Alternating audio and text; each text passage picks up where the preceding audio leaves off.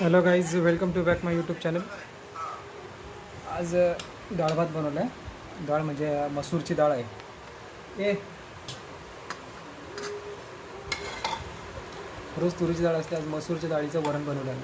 म्हणजे वरण भात बघू शकता, मस्त घट्ट झालं. भात घेतला आम्ही वाढून. साईडलाच टाक बस. आणि हे सोबत आम्ही ब्रेडचा वडा पण बनवला होता, मिरची पण तळलेली,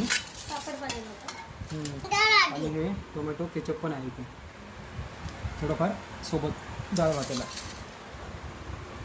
तर आजचा मेनू आमचा आहे हा. तर कोणाला आवडलं कमेंटमध्ये सांगा.